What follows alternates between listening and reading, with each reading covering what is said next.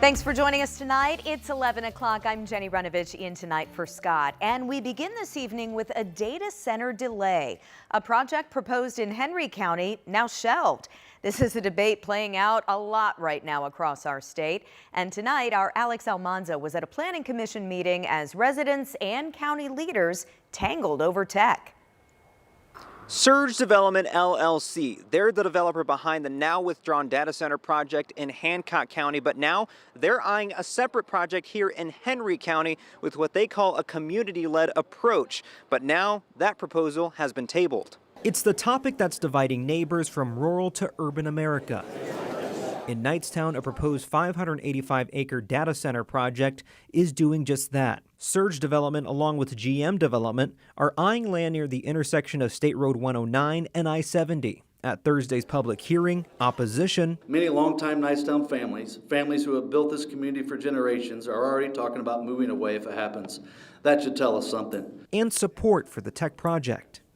Our county has two choices. Stay with the limited, no-growth opportunities that this beautiful antique Snoopy phone represents. No growth opportunities with this technology.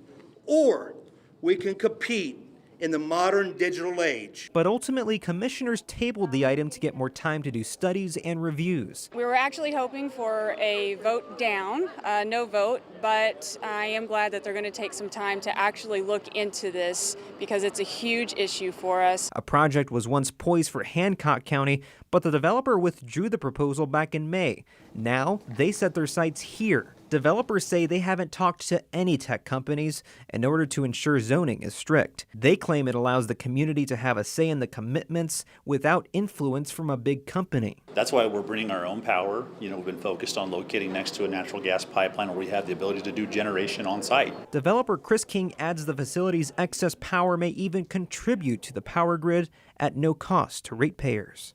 So what's next is that this proposal now has been tabled for 30 days, which means that commissioners are going to revisit it on November 20th at their regularly scheduled meeting.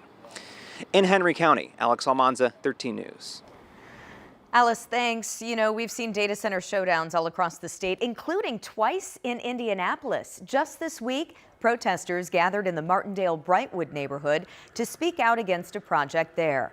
Metroblocks wants to build on a dozen acres of land that used to be the Sherman Drive-In near 25th and Sherman.